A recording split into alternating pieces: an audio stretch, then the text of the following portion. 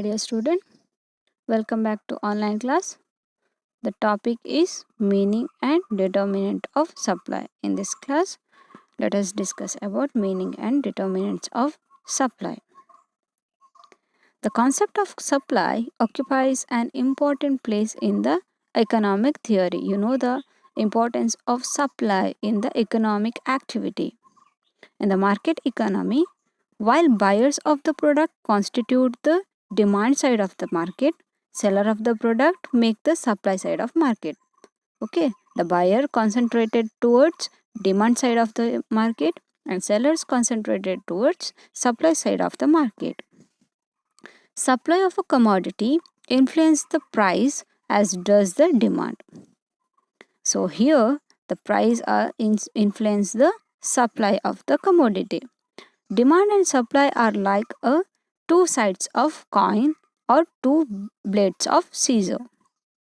Just like a demand indicates the willingness to buy a particular commodity, supply indicates the willingness of sell the particular commodity, willingness of firm to sell the commodity. So let us discuss about meaning of supply. Supply refers to the amount of good or service that the producer or provider are willing and able to offer the market at various price during a particular period time. Supply is a willingness and ability of the producer to create goods and services to take them to the market. Supply is positively correlated with the price. Okay, that the higher price there is an incentive to supply more, as higher price may generate the increased revenue and the profit. Here supply and the price have the positive relationship. So as price increases, supply increases. As price decreases, supply decreases. Supply is a relative term. It is always referred to in relation in price and time. So according to Mayer, in words of Mayer, he may define the supply as a schedule of amount of a good that would be offered for sale at a possible time, at a possible price at any one instant of time or during one period of time. For example, a day, a week, or a year. The condition of supply remains the same. According to Mayer, supply is a schedule of amount of good that would be offered for a sale at all the possible price at any one instant of time during a period like a day and or the week. Let us differentiate between the supply and the stock. There are a gap between supply and the gap. Stock is a total volume of a commodity which can be brought into the market for a sale at a short notice. So supply means the quantity which is actually brought into the market. Okay. Supply is the amount of stock offered for a sale at a given price. Thus, stock is a basis of supply, right? It is a basis of supply. And the limit to maximum supply at a time is set by the given stock. Okay, it is set by the given stock. Actual supply may be a part of stock or entire stock. The supply is a part of stock or the entire stock. Thus, the stock can exceed the supply. The stock can exceed the supply, but supply can't exceed the given stock. Here, stock can be exceed the supply. We can stock as much as possible in any amount, but supply can't exceed the stock at any time. By increasing the production, the stock can be increased. Okay, by increasing the production, we can increase the stock. And determinants of supply. The supply of the commodity depends upon several factors, which is determining the supply of the commodity. They are the price of the commodity. Just like a demand, the most important determinant of the supply is price of the product. Okay. Supply is a positively correlated with the price, right? As price increases, supply also increases. As price decreases, supply also decreases. As the price of the product rise, supply extend. Thus, price have the positively effect on the quantity supplied. Here, price have the positively relate with the quantity supplied. Relationship between the price and the quantity supply is the base on law of supply. It is basis on law of supply. And next one is the state of technology. The change in technology affect the supply of the product by altering the cost of production.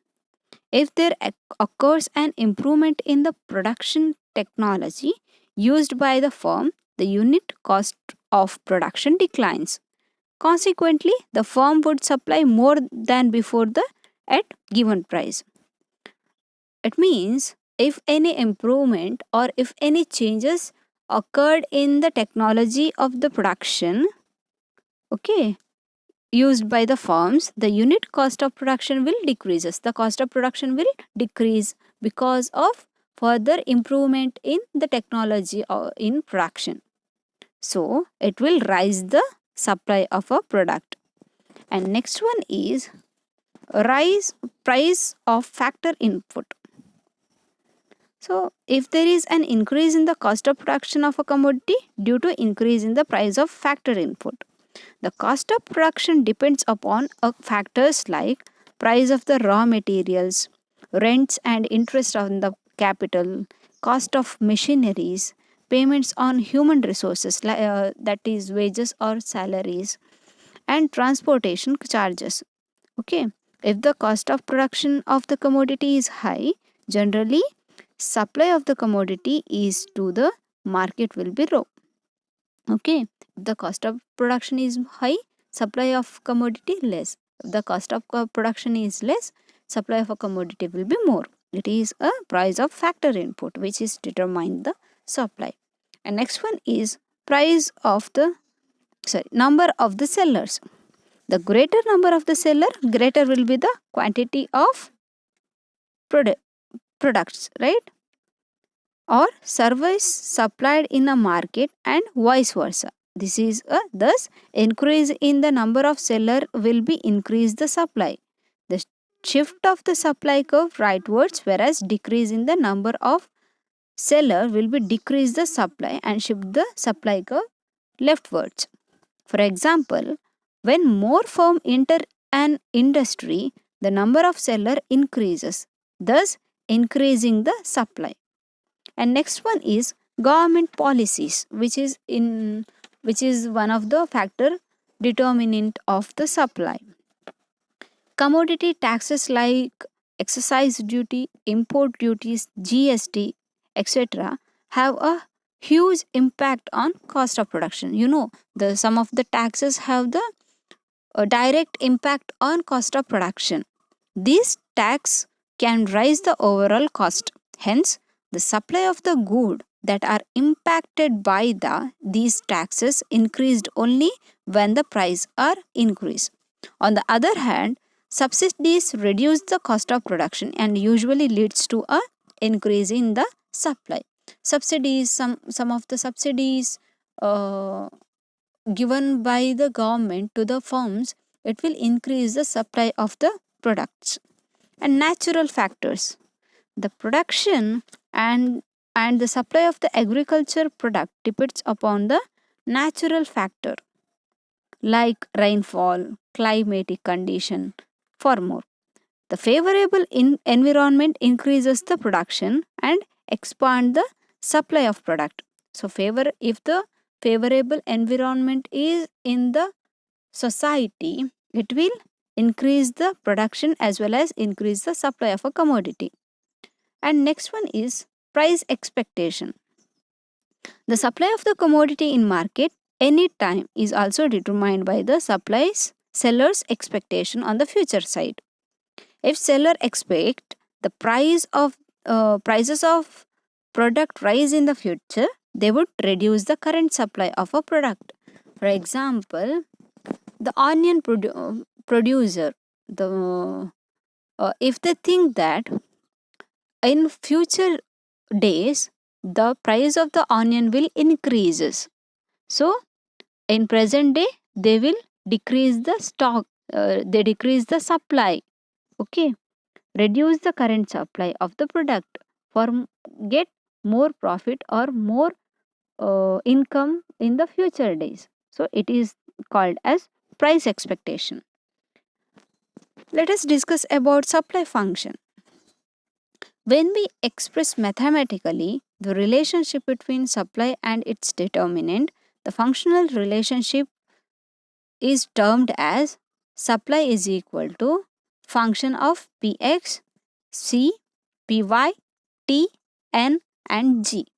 Here Sx depicts supply of a commodity X, Pc is price of the commodity X, C is cost of production,